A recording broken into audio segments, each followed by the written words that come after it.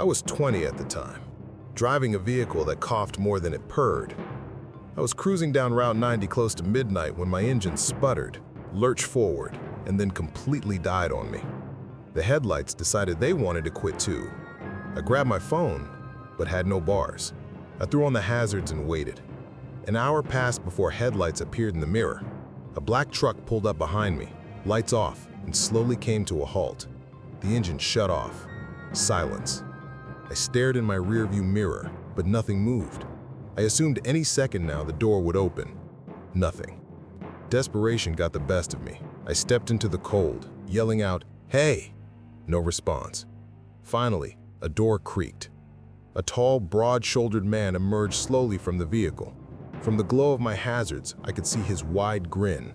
He asked, "You all right, buddy?" "Ran out of gas," I responded nervously. "That's a shame."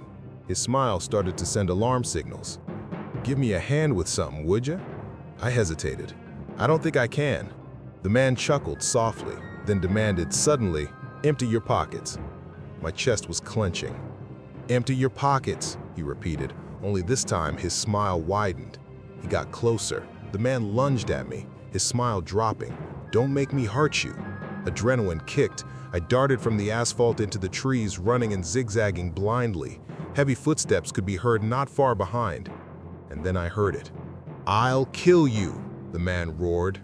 I made the split-second decision to hide behind a tree, crouch low, and force my breathing to be quiet. His footsteps continued to draw closer. He was within 20 feet. "I'll find you, kid," he yelled aloud.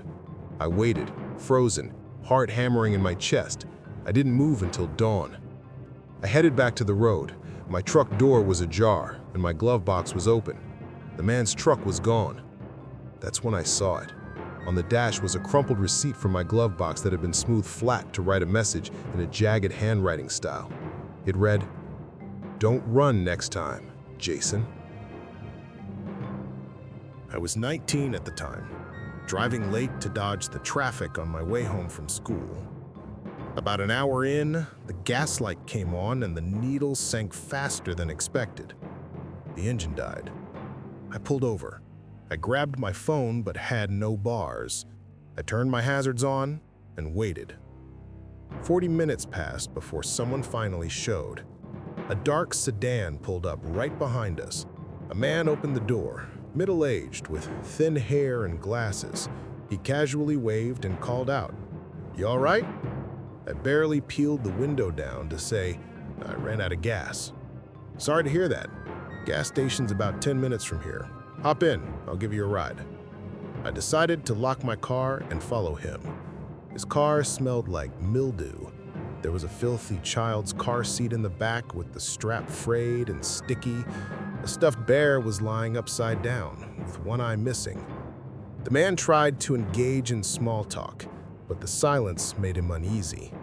That's when I heard something I can't unhear to this day. It was a faint thump from behind us.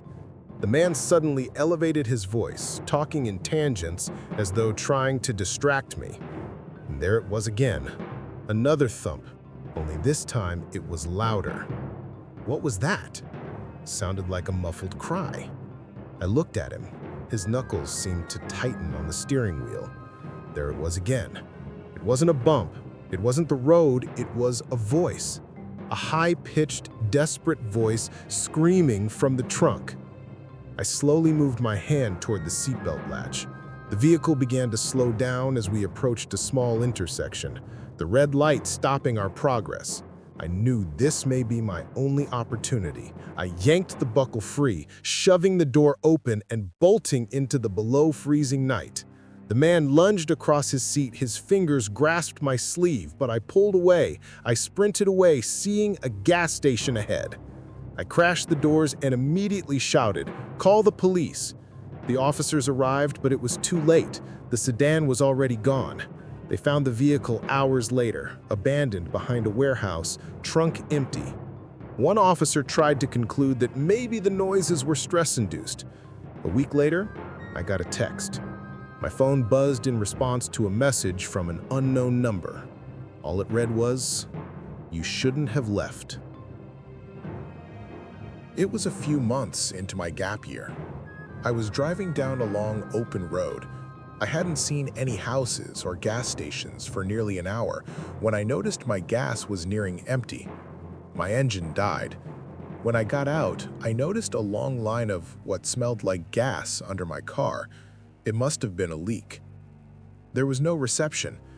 It didn't take long before a beat-up Ford truck pulled up behind me. After a moment, I realized it looked familiar. The truck had been at the same pump as me earlier. The window rolled down, and there was an older man with a weird, leathery face. He smiled and offered help. I got in. His car smelled like cigarettes and moldy breath. He said he would take me to the nearest gas station. He kept looking over at me the entire ride, sneaking glances at my legs. I pretended to be asleep. When we got to the nearest station, he blew right past it. I started to panic.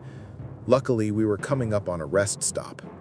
I crossed my legs, winced, and told him I had to pull over or I'd make a mess of his car. The second we came to a stop, I sprinted out of the car and into the woods. The rest stop was close enough that I could see the lights. I made it to the parking lot. The man was nowhere to be seen. There was one nice sedan in the lot. I ran and banged on the window. The person inside rolled down the window. It was another man, but he was a lot cleaner than the last guy. He got out and asked what was wrong. I stumbled over my words, asking to use his phone. He offered water and a blanket from the back of the car.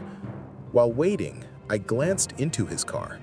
There were a pair of binoculars on the passenger seat. I turned to where the man had disappeared and found him pulling rope out of the trunk. I stumbled, and he realized I'd seen him. I managed to use the last of my energy to sprint to the rest stop lobby. His footsteps trailed behind until I caught the eye of the woman at the desk. The guy chased me, ran back to his car, and drove off. The woman gave me a free room for the night. When we got my car towed, it turned out my fuel lines had been cut. I guess the guy who followed me from the gas station had the whole thing planned. The fact that I ran into a second psycho must have just been insanely bad luck. The whole thing made me feel a bit worse about the world. I can't believe enough people like that exist that I could run into two of them in one night.